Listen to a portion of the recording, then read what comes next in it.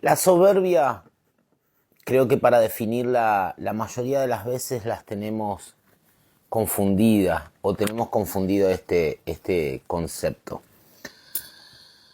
de quién la aporta o qué es la soberbia. Y la soberbia mayormente brota de una base miserable, de miseria, ¿no?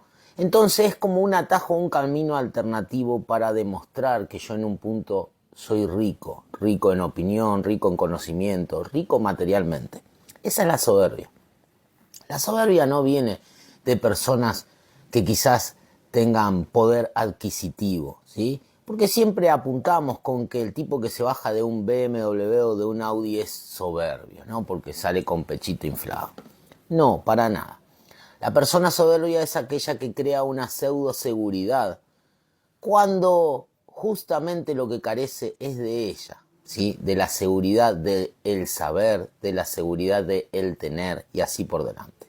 Y es el caso de muchos cuestionamientos que se tiene por costumbre o por mala costumbre en hijos de religión, que están en un proceso de aprender, y acá no discrimino a nadie, pueden ser aprontados del batuque, pueden ser babalorillás, pueden ser pay de santos, pueden ser caciques, pueden ser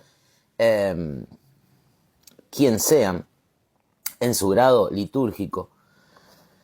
Y el proceso de aprendizaje no se detiene, y uno tiene que ser prudente, más que nada cuando aborda cuestiones espiritistas y que tienen que ver con la Umbanda. ¿Por qué? Por la sencilla razón que si no te moriste y resucitaste, todo, absolutamente todo, por más fundamento científico que tenga, es subjetivo, ¿sí?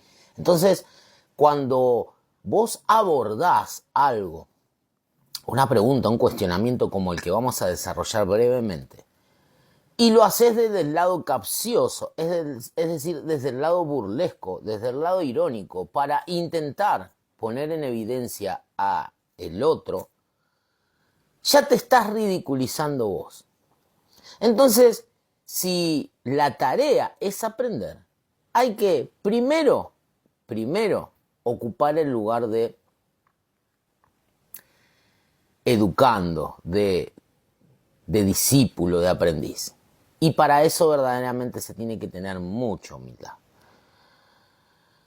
Y en segundo lugar es entender que todo, absolutamente todo lo que te transmitieron como fundamento y como conocimiento tiene el carácter subjetivo.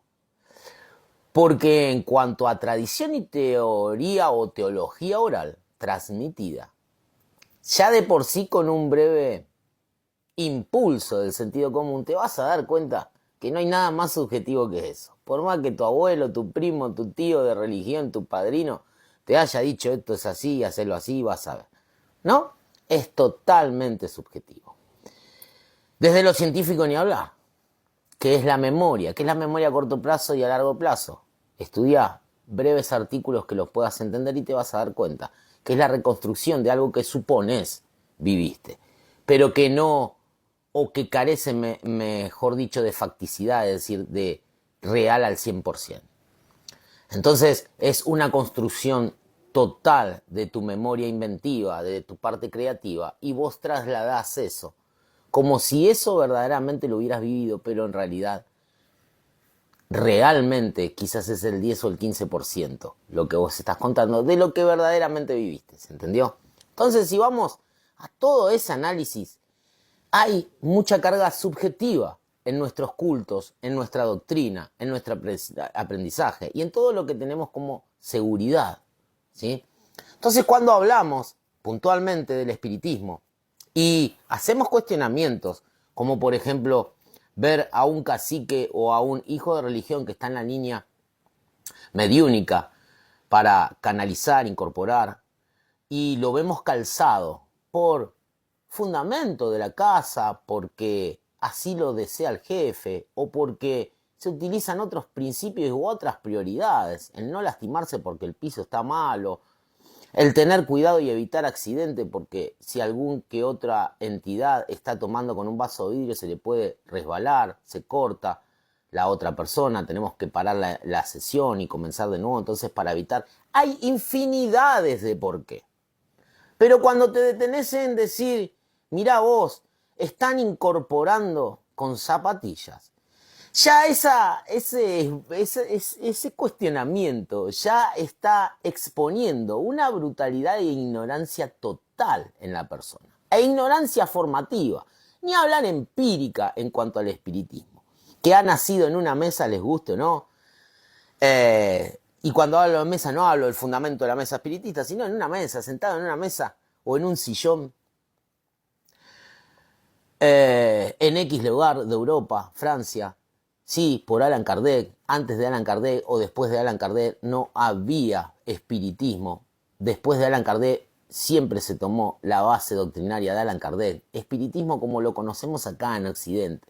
Después podemos hablar de espiritualidad, de mundo espiritual, de posesiones místicas en base a el yequereté o cualquier tipo de bebida yurema, porque enseguida se van para otro lado para quitarle poder de origen a Allan Kardec, o para evitar leer, porque hay que leer mucho para saber de Kardec. Entonces, se van perdiendo y se van convirtiendo en difuso esta idea de qué es el espiritismo, de dónde sale, la umbanda kardecista, como si la umbanda...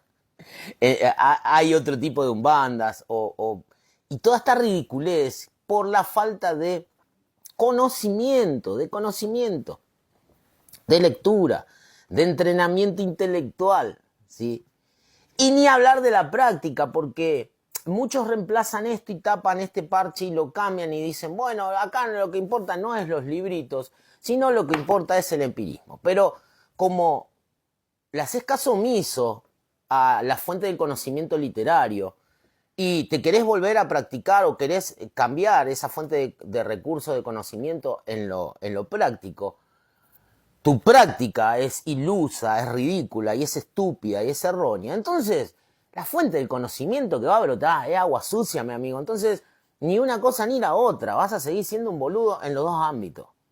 ¿Sí?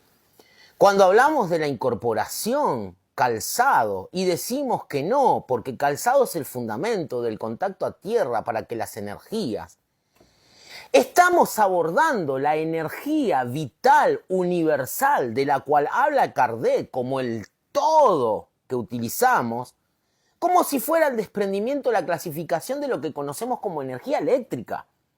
Así de imbéciles somos.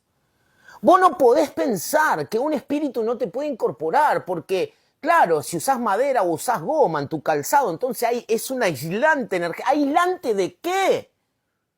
Si no es energía eléctrica lo que estás incorporando, imbécil. Así te lo digo y tómelo a quien le quepa el poncho. Estás usando tu espíritu humano para contactar con la energía universal, macra, total, universal, del universo. Entonces no podemos caer en esa terrible estupidez y sacar pecho y cuestionar. Si vos querés ponerle un concepto filosófico al estar descalzo, en contacto con la parte telúrica, entrar en contacto con la energía telúrica, y andate abajo un árbol, está perfecto. Ni siquiera eso te va a dar la seguridad de que vayas a incorporar un espíritu que no tiene nada que ver con estar descalzo, con estar en cuero, ¿se está entendiendo? Me da la sensación que no saben lo que es un espíritu, que no saben el acto espiritista, en qué consiste. ¿Vos te crees que si vos estás mal y estás en un momento urgente, yo no te puedo auxiliar cuando vayas arriba de un auto? No te puede abrazar, no puede entrar en vos y hacer algo que vos no sepas y salvarte la vida. Vos creés porque estás calzado y te va a decir descalzate que voy a entrar por la planta de los pies. Doña Norma, por favor. Yo no quiero ser agresivo, pero más humildad. Entendamos que cuando nos ponemos en las redes sociales con una cara falsa, un nick falso, a cuestionar, no nos acredita eso como sábelo todos.